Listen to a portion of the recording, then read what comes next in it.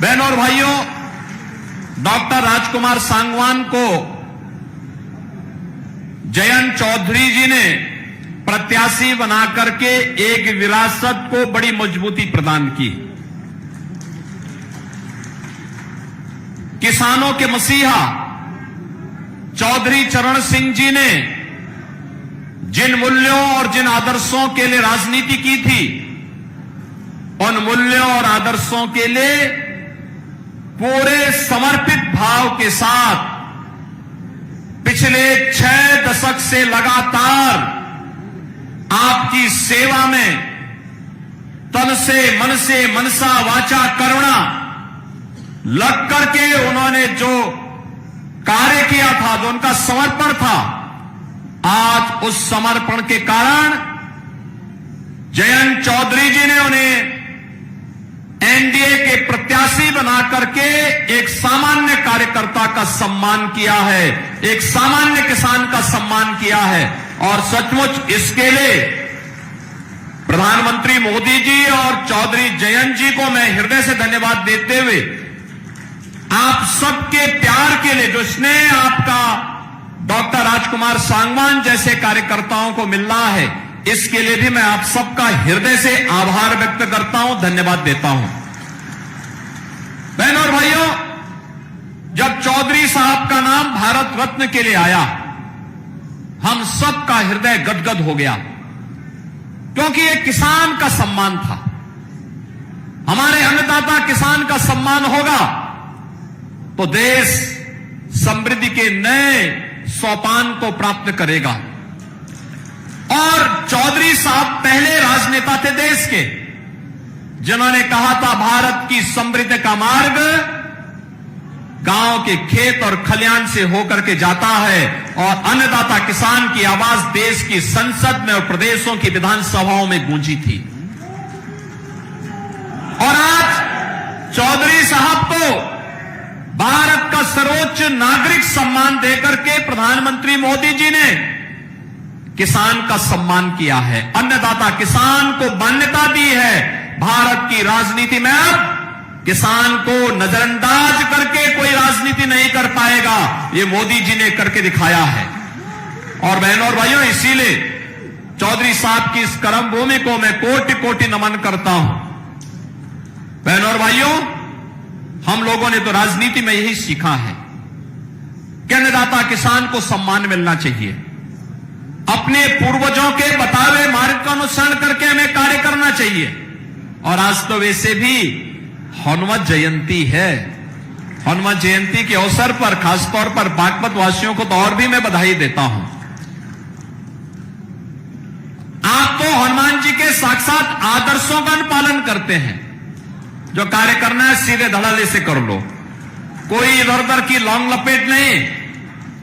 और मुझे लगता है ये जो बागपत की पहचान है, किसी के प्रति राग द्वेष नहीं, मजबूती के साथ मूल्यों और आदर्शों के लिए सम विषम परिस्थितियों में लड़ना, कार्य करना, अपने नेता के साथ मजबूती के साथ खड़ा होकर के लड़ना, कार्य करना। बहनों और भाइयों, ये बहुत मजबूत स्थिति है, अच्छी बात है। मैं आज इसीलिए आपके पास आया हूं। चुनाव चल रहे हैं, कोई संदेह नहीं कि डॉक्टर राजकुमार सांगवान यहां से अब विजयी न हो, एकदम विजयी होने जा रहे हैं, कोई संदेह नहीं। आपका जो स्नेह मिला है, चौधरी साहब की आवाज, चौधरी चरण सिंह जी की, चौधरी अजीत सिंह जी की आवाज, भारतीय जनता पार्टी और राष्ट्रीय लोकदल की आवाज, अब बागपत के माध्यम, बागपत की इस आवाज को डॉक्टर राजकुमार सांगवान देश की संसद में रखेंगे। लेकिन बहनों और भाइयों, फिर भी कोई चुनाव या युद्ध हमेशा जब तक परिणाम न दे दे, तब तक हमें उसके लिए निरंतर प्रयास और तैयारी के साथ काम करना होगा।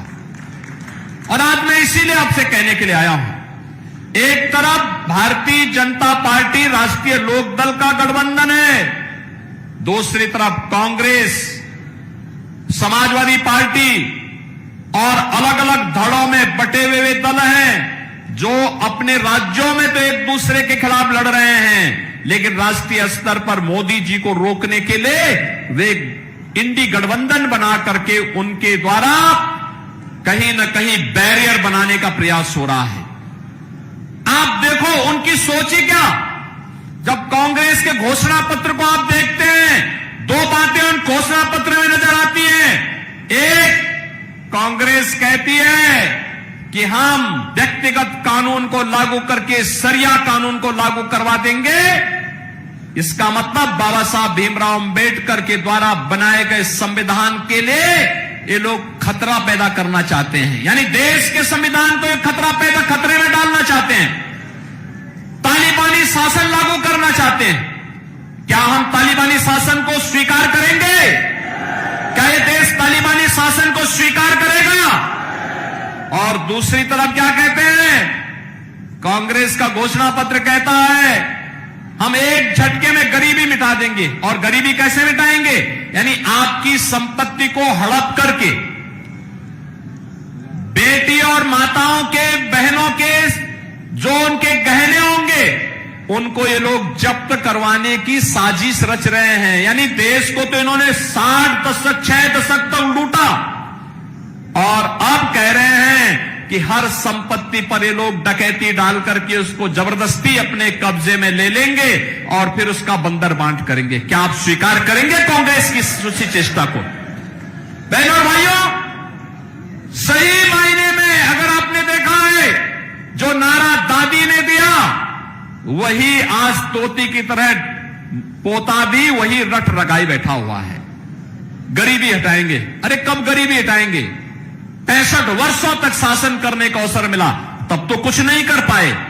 और आज जब सत्ता से बेदखल भारत की जनता जनार्दन ने कर दिया है, अब उनको फिर गरीबी हटाने की बात नजर आ रही है। बहनों और भाइयों, मैं इसीलिए कहने के लिए आया हूं, गरीबी सही मायने में किसी ने हटाई है और उसको हटाने का कार्य किया है।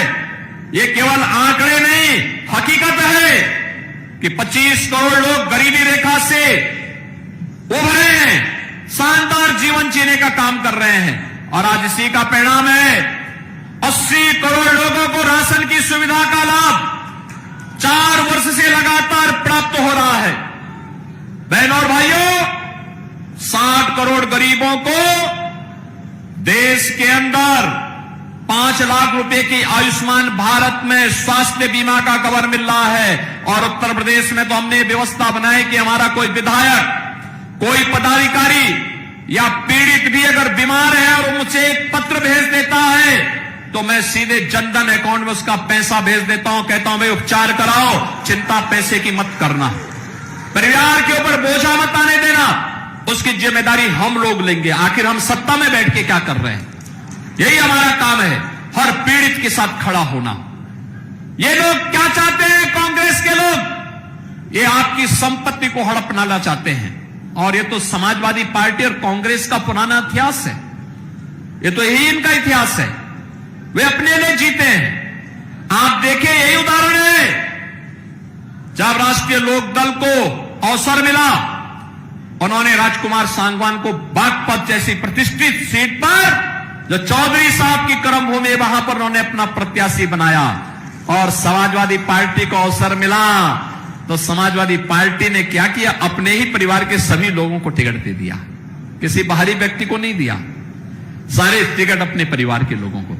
बहनों और भाइयों, मैं इसीलिए कहने के लिए आया हूं आपसे, 50 करोड़ गरीबों के जनधन अकाउंट खुल गए, 12 करोड़ किसानों को प्रधानमंत्री किसान सम्मान निधि का लाभ मिल रहा है, 12 करोड़ गरीबों के घर में शौचालय बन गए, 10 करोड़ गरीबों के घर में उज्ज्वला योजना के रसोई गैस के सिलेंडर पहुंच गए, 4 करोड़ गरीबों के मकान बन गए और अगले 5 वर्ष में 3 करोड़ अन्य गरीबों के मकान बनने हैं। इसके लिए अभी से घोषणा हो गई है। बहनों और भाइयों, हर घर नल की योजना हो या फिर हर व्यक्ति को सुरक्षा की गारंटी। याद करिए, पहले देश के अंदर जहां कहीं भी विस्फोट हो जाता था, आतंकी विस्फोट होता था, निर्दोष लोग मारे जाते थे, सुरक्षा बलों के जवान शहीद होते थे और अब तो जोर से पटाखा भी फट जाए ना तो पाकिस्तान सफाई देता, कहता नहीं नहीं मैंने नहीं किया है, क्योंकि उसे मालूम है कि अगर उसने कुछ किया तो फिर उसको लेने के देने पड़ जाएंगे, जान बचानी मुश्किल हो जाएगी अब, क्योंकि अब एक मजबूर नहीं मजबूत सरकार है मोदी जी के नेतृत्व में। और इसलिए बहनों और भाइयों, हम सब आपसे अपील करने के लिए आए हैं। एक ही अपील है, यह देश आपका है, जीवन आपका है, सुरक्षा आपकी है और वोट भी आपका है। वोट गलत जगह जाएगा, आतंकवाद का पुराना दौर लेके आ जाएगा। वोट गलत जगह जाएगा तो माफिया राज और आतंकवाद फिर से लेके आ जाएगा। वोट गलत जगह जाएगा, किसानों और गरीबों के हकों पर फिर डकैती पड़ेगी। वोट गलत जगह जाएगा तो बेटी और व्यापारी फिर असुरक्षित होगा। लेकिन वोट आपने भारतीय जनता पार्टी और सहयोगी दलों को दिया तो यह आतंकवाद को तो सीमा पार ही निपटा देगा और माफिया और अपराधियों को उसकी माद में घुस करके भी राम नाम सत्य की यात्रा में भेजने का काम भी करेगा। गरीब और किसान के हक पर, नौजवान के हक पर कोई डकैती नहीं डाल पाएगा। बेटी और व्यापारी की सुरक्षा में कोई सेंध नहीं लगा पाएगा। और यही गारंटी एनडीए आपको देने के लिए आया है। भारतीय जनता पार्टी राष्ट्रीय लोकदल का गठबंधन देने के लिए आया है और यही चौधरी चरण सिंह जी का आदर्श भी हम सबके लिए है। और बहनों और भाइयों, इसीलिए हम लोग आए हैं कि जब नल चलेगा तो ही कमल खिलेगा और इसीलिए नल चलाने के लिए हम लोग आए हैं। बागपत लोकसभा सीट पर नल पर हमें वोट देना है। ये हैंडपंप यहां पर राष्ट्रीय लोकदल का चुनाव चिन्ह है। आप सभी सहमत हैं? सभी सहमत हैं? सभी लोग सहमत हैं ना? इस वोट की कीमत को समझना है। और जो यहां पे चारू जी ने कहा, याद रखना, घर गृहस्थी खेती बाड़ी देश से बढ़कर के नहीं है। हमारे लिए सबसे पहला मेरे देश है। मेरा देश सुरक्षित रहेगा तो हम सुरक्षित रहेंगे, मेरा देश समृद्ध होगा तो हम भी समृद्ध होंगे। इस भाव के साथ हमें कार्य करना है। इसी के लिए चौधरी चरण सिंह जी ने जीवन जिया था।